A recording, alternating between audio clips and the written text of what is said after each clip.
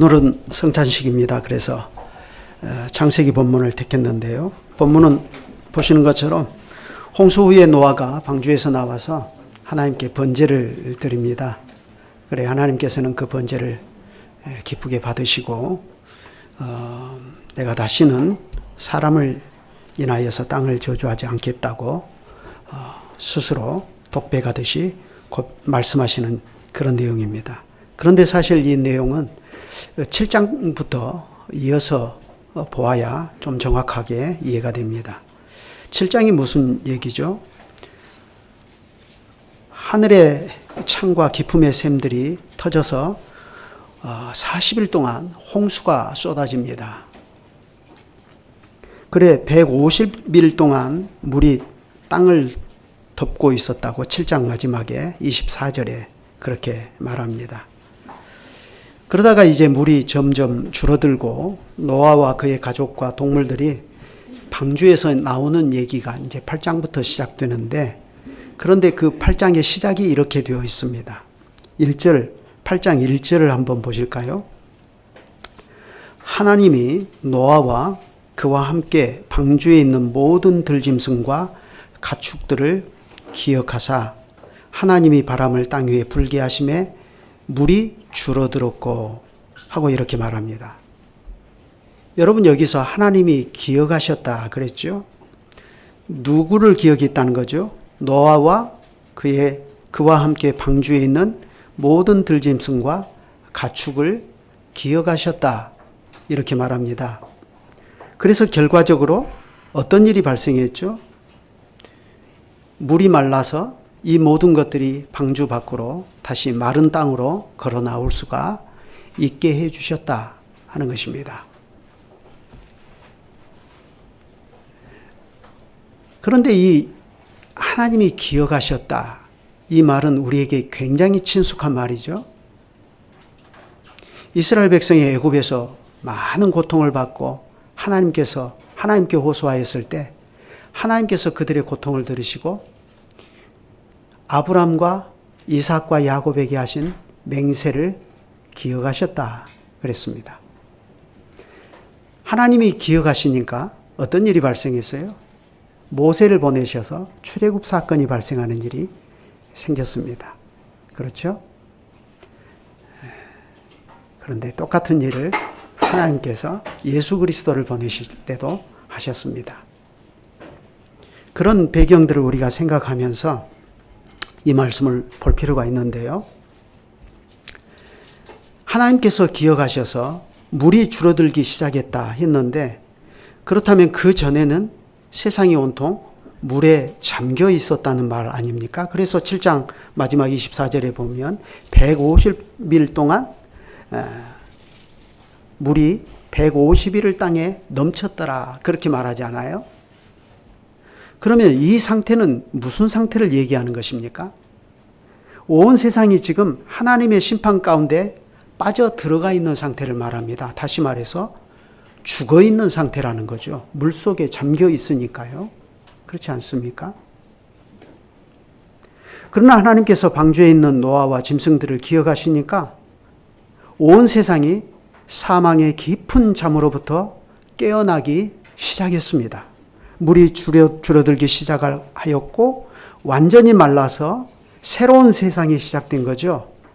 그래 바로 그 새로운 세상에 드디어 노아와 그 가족들과 그 배에 있던 모든 짐승들이 첫 발을 내딛는 겁니다. 이렇게 하나님의 기억하심은 온 세상을 죽음으로부터 새로운 세상으로 부활시키는 결과를 내놓는 것입니다. 그래 이렇게 말하지 않습니까? 하나님이 노아와 그와 함께한 방주에 있는 모든 들짐승과 가축을 기억하사, 개역성경에는 권념하사 그렇게 되어 있죠. 그러니까 사실 이 기억하다라는 이 번역은 너무 약한 번역이에요. 쉽게 하려고 하다 보니까 이게 원문의 뜻을 약화시켜 버렸는데, 이건 신방하셨다는 뜻이에요. 하나님이 신방하셨다. 하나님이 찾아오셨다. 그들을 찾아오셨다. 그래서 하나님이 바람을 땅 위에 불게 하심에 물이 줄어들었고 그랬어요. 하나님이 이스라엘 백성이 이스라엘 백성을 기억하시니까 홍해 사건이 발생했죠. 그래서 그들이 거기서 구원을 받는 일이 발생했죠. 그건 먼 후대의 일인데 여기서 이미 똑같은 일을 하셔요. 하나님께서 바람을 보내십니다. 그러니까 물이 줄어들어요. 근데 이게 일반적인 그런 바람이 아니에요. 우리가 여름에 날씨가 더울 때 바람이, 서늘한 바람이 샥 불면 이야 시원하다 하는 그런 일반적인 바람이 아니라고요. 이건 히브리어로 루아흐, 하나님의 신을 보내셨다는 말입니다. 그런데 여러분, 이 하나님의 신을 보내셨다는 말씀이 제일 맨 먼저 어디에 나오죠? 창세기 1장에 나옵니다. 창세기 1장으로 한번 가보실까요? 자, 이렇게 말합니다. 성경의 위대한 시작이 이렇게 시작됩니다. 태초에 하나님이 천지를 창조하시니라. 그러면서 2절에 보니까 땅이 공허하고 혼돈하며 흑암이 깊음 위에 있고 하나님의 영은 수면 위에 운행하시니라. 개역성경은 하나님의 신은 수면에 운행하셨다. 이렇게 말해요.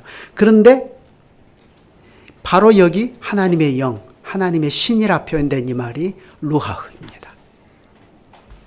하나님께서는 태초에 천지를 창조하실 때도 그렇게 하셨어요. 하나님이 처음에 창조하신 땅과 하늘과 땅이, 그 중에 특히 땅은 공허하고 혼돈하며 흑암이 깊음 위에 있었다. 이건 무슨 말이죠? 한마디로 말하면 그냥 뒤죽박죽이었다 이 말이에요. 무질서했다. 근데 그 위에 하나님의 신을 보내셔서 쫙 이걸 독수리가 날개를 펴서 새끼를 알을 품는 것처럼 하니까 거기에 질서가 입혀지는 거죠. 그래서 지금 우리가 보는 이 세상이 나오는 거죠. 그런 것처럼 하나님께서는 강포와 포악으로 얼룩진 세상을 물로 심판해 버리셨습니다. 그러니 그게 수면에 가라앉아서 죽은 상태가 되어버렸어요. 그런데 거기에 생명을 불어넣는 것이 뭐죠? 새로운 창조의 일인데 그 일을 하실 때도 하나님께서는 루하흐, 하나님의 신을 보내셔서 그 일을 하셨다는 것입니다.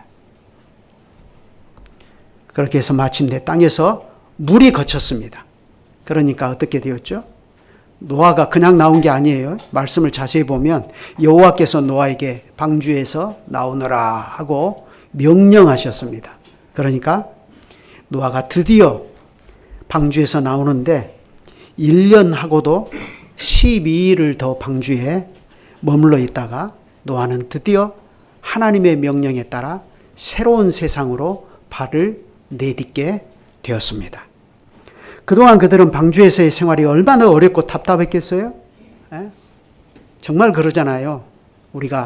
제가 지금은 안 그러는데 작년까지만 해도 수요일 날도 강사를 하기 위해서 미리 올라왔잖아요. 그래서 맨 처음에는 지금 생각해보면 그때 어떻게 살아났지 내가 그 생각이 드는데 2주일 동안 여기 와 있었잖아요. 방콕하고 있는데 그때 내가 어떻게 살았지 그런 생각이 들거든요.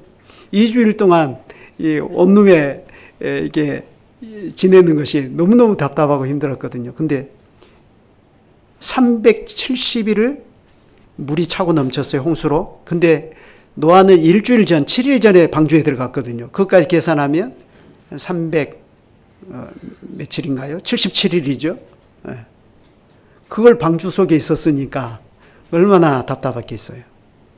그렇지만 그들은 대홍수에서 마침내 건짐을 받고 방주에서 나와 큰 기쁨과 감사하는 마음으로 마른 땅에 하나님께서 하나님의 신을 보내셔서 마르게 하신 그 땅에 드디어 첫 발을 내딛었습니다. 새로운 세상이죠. 그래 그들이 그렇게 새로운 세상으로 나왔을 때 하나님께서는 노아에게 명령하셨습니다. 생육하고 번성하라. 여러분, 이 말은 어디서 많이 들어본 말이죠. 우리 첫 조상 아담에게 하신 말씀입니다. 그런데 똑같은 그 말씀을 노아에게 하셔요. 그것은 무슨 얘기가 되는 거죠? 이제부터 새로운 세상이 시작된다는 거예요. 첫 단추를 다시 꿰는 겁니다. 그렇기 때문에 창조 때 아담에게 명하신 창조의 복도 그대로 노아에게 반복됩니다. 이러한 창조의 복은 그런데 노아가 제사를 드린 후에 맺으시는 언약에서 더욱 분명하게 선언이 됩니다. 9장 7절에 뭐라고 하셨어요? 너희는 생육하고 번성하며 땅에 가득하여 그 중에서 번성하라 하고 말씀하십니다. 노아가 방주에서 나온 다음에 맨 처음으로 한 일이 뭡니까? 보시는 것처럼 단을 쌓고 하늘의 하나님께 번제를 드린 일입니다. 노아는 모든 정결한 짐승과 모든 정결한 새 중에서 취하여 번제를 드렸어요. 정결한 모든 짐승이라고 했어요. 정결한 모든 새 가운데서 제물을 취하였다 그랬습니다. 그런데 사실 그 정결한 짐승을 방주에 넣도록 명령하신 분이 누굽니까? 하나님이셔요. 그러니 노아는 하나님께서 허락하신 것으로 다시 하나님께 드렸습니다. 여러분, 이게 바로 헌상이라는 것을 우리가 너무나 잘 알 수 있죠. 그래 하나님께서는 번제를 흠양하신 다음에 이제부터 하나님께서 이 새로운 세상에 하나님의 뜻을 어떻게 펼쳐내실지를 말씀하시는데 세 단계로 말씀하십니다. 그 중에 첫 번째 단계가 바로 오늘 우리가 읽은 8장 21절, 22절입니다. 이것은 하나님께서 스스로에게 독백하신 내용이에요. 스스로에게 하신 말씀이고, 두 번째는 그게 노아와 그의 식구들, 우리에게 하신 말씀, 9장 1절부터 7절이죠.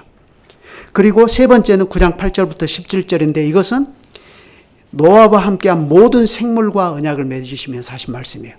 노아와 그 가족만 아니라 모든 생물까지 다 포함해서 하신 말씀이에요. 그래 오늘 우리가 성찬을 앞에 두고 보려고 하는 게 이 중 첫 번째에 해당하는 말씀입니다. 보시는 것처럼 하나님께서는 노아가 드린 제사의 향기를 받으셨습니다. 그랬죠? 8장 21절에 그랬죠. 여호와께서 그 향기를 받으시고, 개역성경에는 흠양하시고 이렇게 말씀하셨죠. 여기에 밑줄을 그어야 돼요. 이게 핵심이에요. 노아가 번제를 드렸고 그 향기를 받으셨다. 그러고서 뭐라고 말씀하셨고 그 뒤에 우리 노아에게, 그 뒤에 모든 생물에게 무슨 말씀을 하셨는지를 이해해야 됩니다. 그래야 말씀을 제대로 이해할 수 있어요. 그래 하나님께서 이 향기를 받으시고 뭐라고 말씀하셨어요? 내가 다시는 사람으로 말미암아 땅을 저주하지 아니하리라 하셨습니다. 다시 한번 말씀을 보세요. 왜 이렇게 하시겠다는 거예요? 잘 생각해 보세요. 전에 홍수의 심판을 보내실 때 무엇 때문에 홍수의 심판을 보내셨죠? 사람의 죄악을 보고 내가 세상을 멸망시켜버리겠다라고 하셨습니다. 그렇죠? 전에는 사람의 죄악을 보고 심판을 선언하셨어요. 그런데 이제는 사람 때문에 세상을 심판하지 않겠다고 말씀하십니다. 그래서 사람 때문에 세상을 심판하지 않으니까 어떤 일이 세상에서 발생하는 거죠? 심음과 거둠, 추위와 더위, 여름과 겨울, 낮과 밤이 계속될 것이라고 말씀하셔요. 그런데요, 이 심음과 거둠, 추위와 더위, 여름과 겨울, 낮과 밤, 이걸 잘 보세요. 이게 다 쌍을 이루고 있는 말씀이에요. 쌍을 이루고 있는데 특별히 무엇과 관련되어 있어요? 해와 날의 변화에 대한 것입니다. 해와 날의 변화에 대한 것. 우리는 여기서 확실히 알 수 있는 것이 하나 있습니다. 그게 뭐죠? 오늘 또 우리가 아침에 해가 떴는데 하루하루가 이렇게 해가 떠서 그 길을 달려가다가 다시 서쪽으로 긴 노을을 남기면서 저물어가는 이 하루하루가 유지되고 이렇게 해가 바뀌는 것도 무엇 때문이냐? 이때에 하나님께서 노아에게 하신 약속을 따라서 세상이 주님의 보호하심 가운데 있기 때문에 이루어진 일이다 하는 것이죠. 그런데요, 하나님께서는 이런 일을 22절에 보면 이렇게 말씀하셔요. 땅이 있을 동안에, 그렇게 말씀하십니다. 땅이 있을 동안에는. 이 말은 무슨 뜻입니까? 땅이 있을 동안에, 여기서 땅은 처음 창조하신 세상을 말합니다. 처음 창조하신 세상이 있을 동안에만 이렇게 심음과 거듭, 추위와 더위, 여름과 겨울, 낮과 밤이 계속될 것이다 하는 얘기입니다. 그러니까 이 심음과 거듭, 추위와 더위, 여름과 겨울, 낮과 밤, 이거는 천년만년 언제까지나 계속된다는 얘기가 아니에요. 땅이 있을 동안, 처음 창조하신 세상이 존재하는 동안에만 있을 것이다 하는 얘기입니다. 그러니까 이 말씀은 장차 주님께서 다시 오셔서 완성해 주실 새하늘과 새 땅을 바라보게 하시는 말씀이에요. 새하늘과 새 땅에서는 그러한 것이 있습니까? 없습니까? 없습니다. 요한계시록 22장 5절을 보면 다시 밤이 없겠고 등불과 햇빛이 쓸데없으니 이는 주 하나님이 그들에게 빛이심이라 했어요. 그러니까 이것은 첫 창조가 지속되는 동안에만 이런 일이 있을 것입니다. 이와 같이 새하늘과 새 땅에서는 하나님께서 친히 빛이 되시기 때문에 처음 창조에 속한 낮과 밤이 없어요. 추위와 더위, 심음과 거듭, 여름과 겨울 이런 게 없을 겁니다.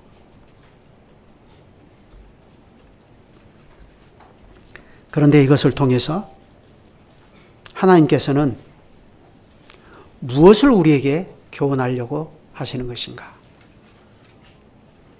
신약의 교훈을 통해서 노아가 이때 드리는 번제를 받으시고 이러이러한 말씀을 해 주신 것이 오늘 우리에게 무엇을 의미하는지 생각해 보려고 합니다. 이 노아, 오늘 우리가 읽은 이 노아의 본문, 이걸 우리에게 가장 잘 가르쳐 주신 사도가 있습니다. 베드로 사도죠. 베드로는 노아의 식구들이 방주를 통해 구원을 얻고 새로운 세상에 나온 것을 우리가 받은 세례와 비교했습니다. 베드로전서 3장 21절을 한번 찾아서 같이 읽어보십시다.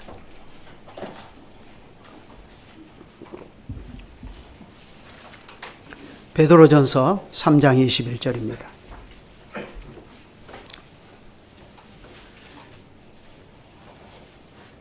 같이 한번 읽으실까요? 시작. 물은 예수 그리스도께서 부활하심으로 말미암아 이제 너희를 구원하는 편이 곧 세례라. 육체의 더러운 것을 제하여 버림이 아니요 하나님을 향한 선한 양심의 강군이라. 개역성경은 여기 하나님을 향한 선한 양심의 강군이라 이 말을 오직 선한 양심이 하나님을 향하여 찾아가는 것이라 이렇게 했죠.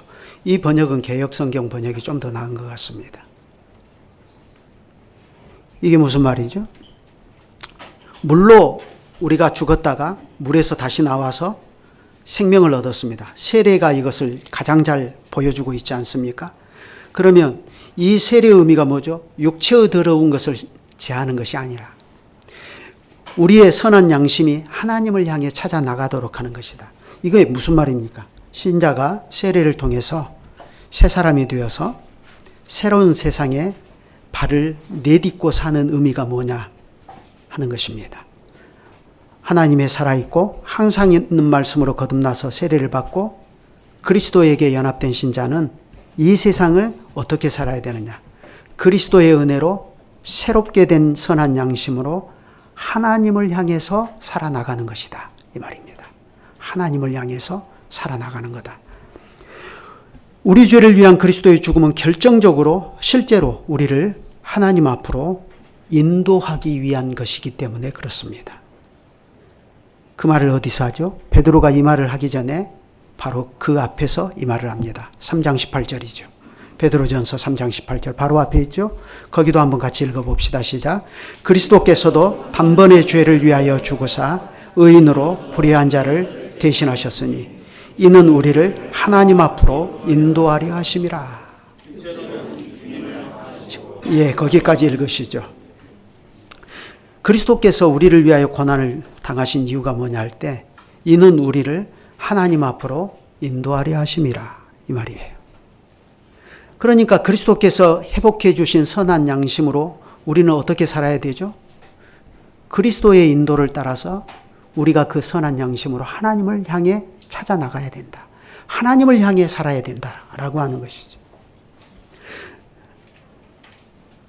노아와 그의 가족은 하나님께서 그들을 기어가사 마르게 해주신 땅에 첫 발을 내딛고서 그들은 곧바로 하나님 앞으로 인도되어서 하나님께 번제를 드렸습니다. 그리하여 언약을 새롭게 해주시는 하나님의 은혜의 빛 가운데서 그들은 새로운 삶을 새로운 세상에서 매일 경험하며 살았습니다. 우리 믿는 자들도 그렇게 살아야 한다는 거죠. 그러니 우리 믿는 자들이 노아의 대홍수 후에 하나님께서 노아의 번제를 받으시고 언약을 새롭게 해주시고 세상을 보존해 주실 것을 약속하시는 이 말씀을 보면서 우리는 여기서 반드시 몇 가지를 생각해야 됩니다. 그게 뭘까요? 첫째, 그것은 사람의 죄의 뿌리 깊음입니다. 사람의 죄가 얼마나 뿌리 깊냐 하는 것이에요. 오늘 말씀에 보면 하나님께서는 8장 21절에서 이렇게 말씀하셨어요. 내가 다시는 사람으로 말미암아 땅을 저주하지 아니하리니 이는 사람의 마음이 계획하는 바가 어려서부터 악함이라. 여러분, 이 말씀은 대홍수 심판 전에 하신 말씀입니까? 홍수의 심판이 끝나고서 하신 말씀입니까? 8장 21절에 있는 말씀이니까 당연히 홍수 후에 하신 말씀이죠. 그러면 우리의 상식은 어떠죠? 상식적으로 보면 이게 홍수의 심판으로 사람의 죄가 말끔히 해소돼야 되잖아요. 그런데 홍수 후에 하신 말씀을 보면 여전히 이렇게 말씀하셔요. 사람의 마음이 계획하는 바가 어려서부터 악하다. 그건 무슨 말씀이죠? 홍수의 심판에도 불구하고 사람의 죄는 여전히 그대로다. 이겁니다.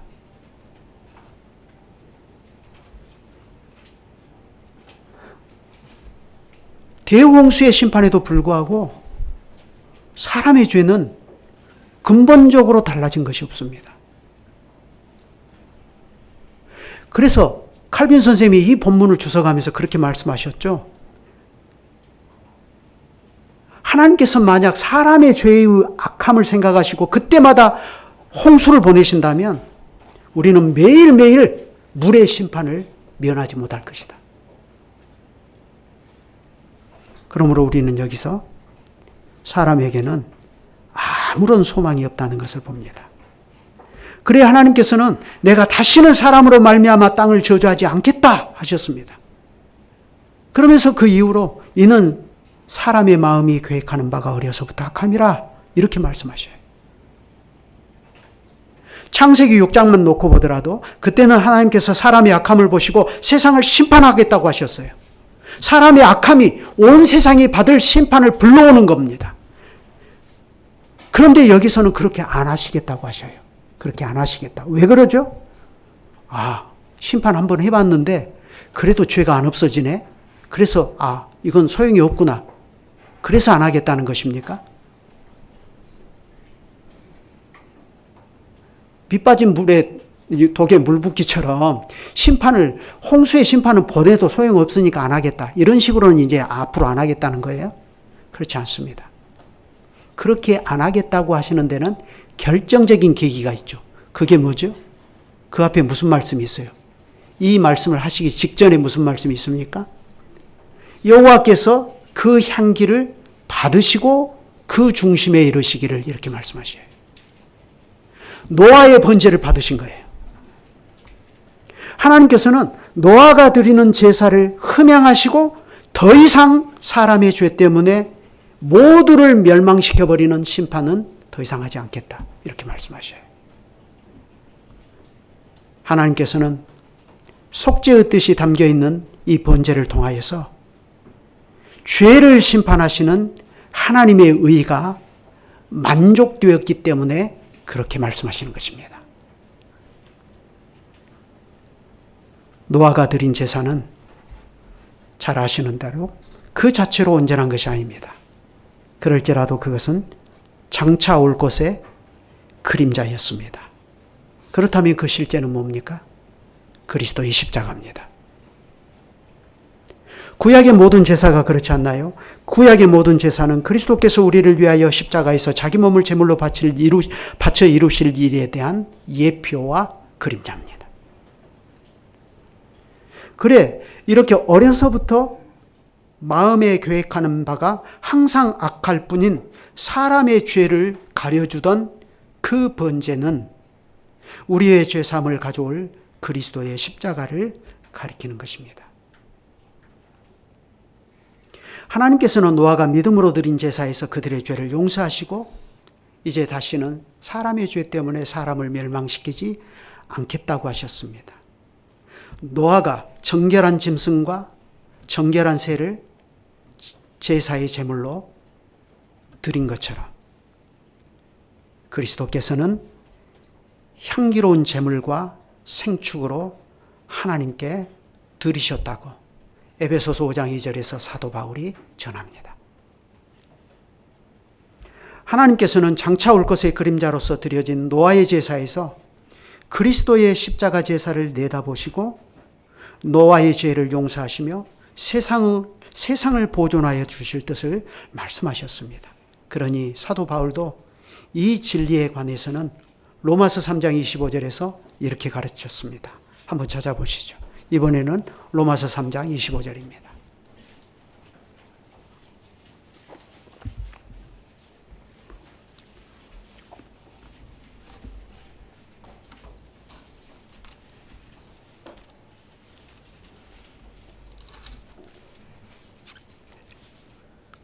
같이 읽죠.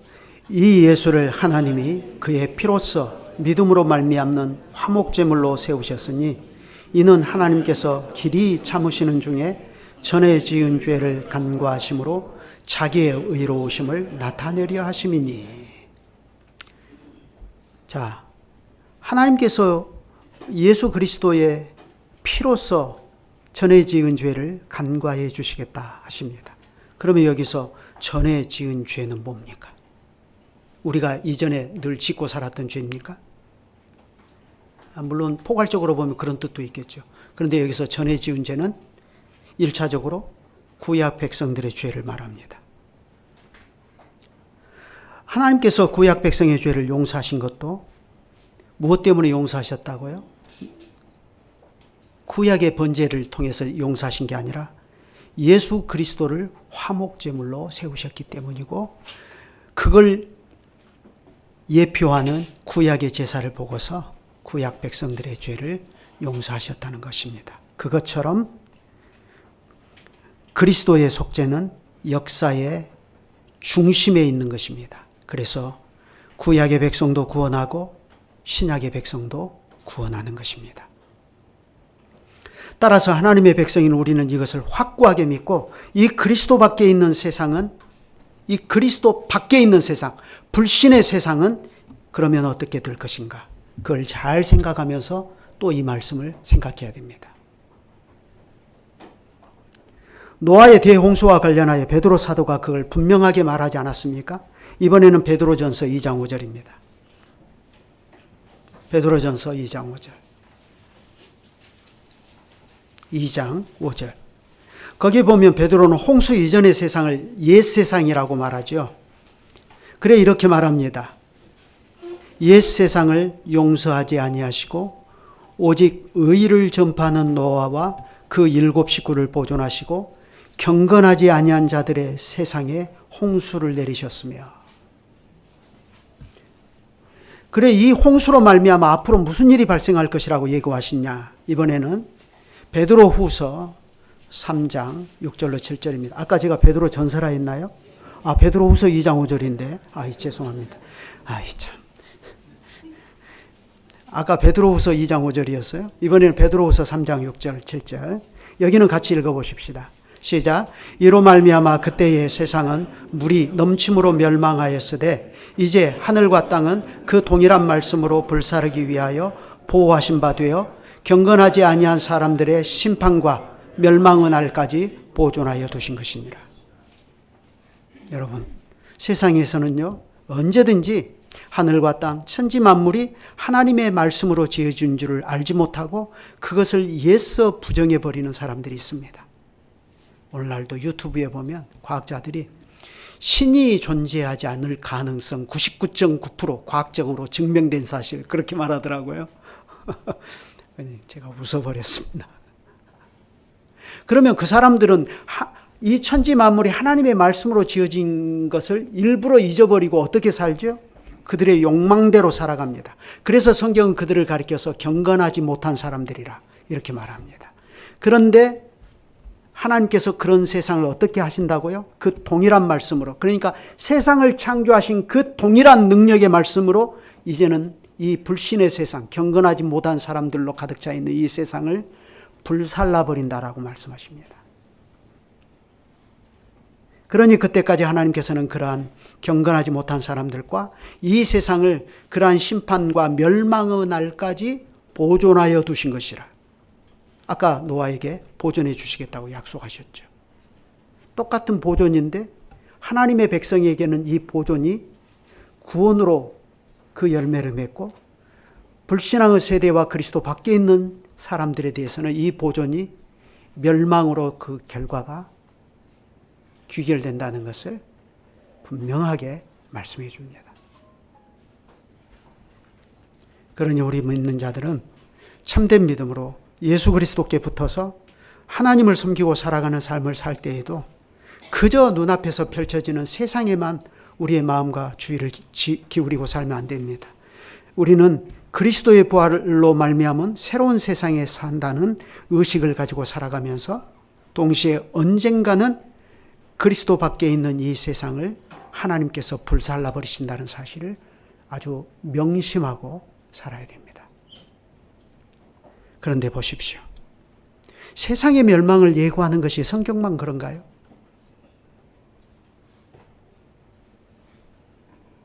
세상도 세상의 멸망을 예고합니다. 몇 해 전에 작고한 천재 물리학자 스티븐 호킹이 지구의 대재앙을 예고하지 않았습니까?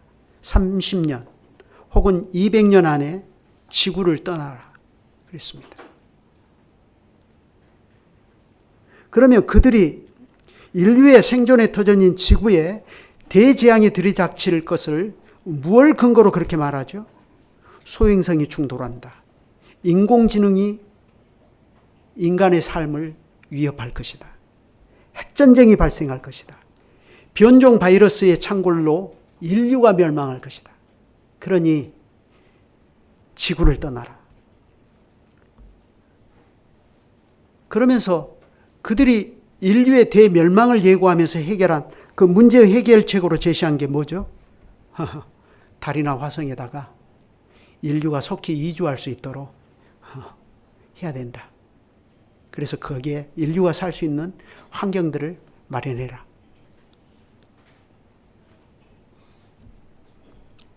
그래서 지구에서 달로 혹은 지구에서 화성으로 인류의 거대한 엑소더스를 이루어야 된다는 겁니다.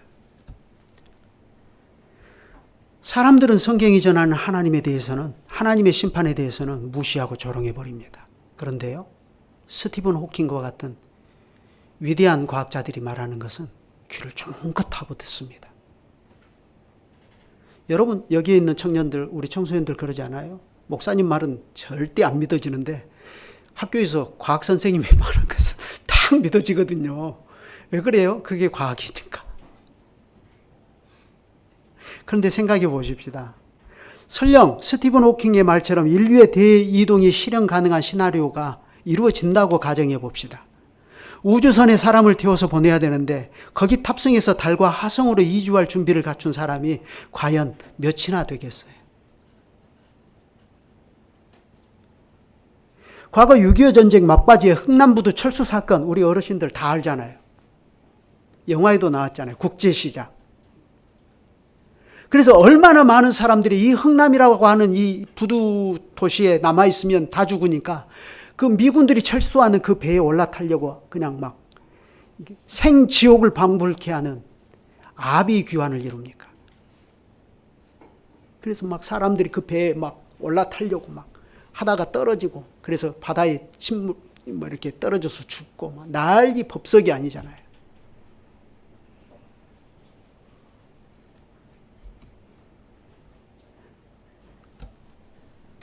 그래도 이것은 배가 커서요, 사람을 한꺼번에 많이 옮겨 실기라도 하니까 다행입니다. 작은 우주선이 한 번에 실어 나를 수 있는 사람들이 과연 몇이나 될까요? 우리같이 돈 없고 힘없는 사람들에게도 우주선에 몸을 싣고 달이나 화성으로 삶의 주거를 옮길 수 있는 기회가 오겠습니까? 잘 생각해 보시라고요. 여기 예진이, 예린이 잘 생각해 보세요. 예진이, 예린이가 우주선 타고 달나라나 화성으로 옮길 수 있는 기회가 올까요? 줄을 얼마나 길게 서야 할까요?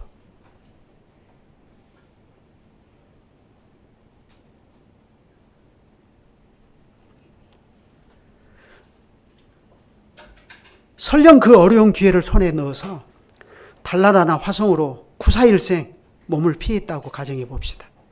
그러면 우리는 거기 가서 또 몇 년이나 살다가 죽을까요? 10년 살다 죽을까요? 20년 살다 죽을까요? 30년을 더 살다 죽을까요?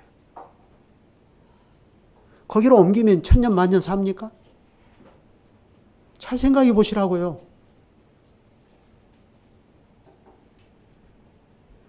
우리가 구사일생으로 지구를 떠나서 새로운 별에 안착한다 해도 사람은 영원히 살지 못하고 결국은 거기서도 죽는 것입니다. 왜 그렇죠? 그것은 모든 인간에 예고되어 있는 죽음의 근본적인 죄의 문제를 해결할 수 있는 방법이 아니기 때문에 그렇습니다. 그러니 하나님께서는 스스로를 구원하려고 하는 그러한 인간들의 모든 노력을 비웃어 버리십니다. 오히려 하나님께서는 우리에게 향기로운 제물과 생축으로 하나님께 자신을 드리신 그리스도를 주시면서 누구든지 믿는 자에게는 하나님의 자녀가 되는 특권을 주시겠다고 약속하십니다. 주 예수를 믿으라. 그리하면 너와 내 집이 구원을 얻으리라 하셔요. 그런데요, 이 말씀을 하실 때 하나님께서는 선지자 이사야의 입으로 분명히 이렇게 말씀하셨습니다. 너희 목마른 자들아 물로 나오라. 돈 없는 자도 오라. 너희는 와서 사 먹되 돈 없이 값 없이 와서 포도주와 젖을 사라.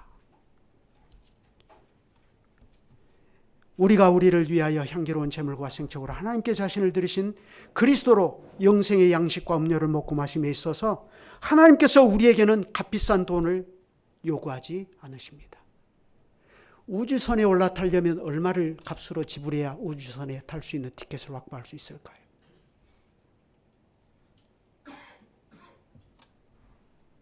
하나님께서는 오직 믿음을 우리에게 요구하십니다. 그런데 그 믿음도 하나님의 선물이라고 하십니다. 놀라운 일 아닙니까? 하나님께서는 주님의 그 약속의 확실함을 오늘도 이 성찬에서 보여주십니다. 우리가 참된 믿음으로 목사의 손으로부터 받아서 먹고 마시는 이 성찬의 떡과 잔을 통하여 확인시켜 주십니다.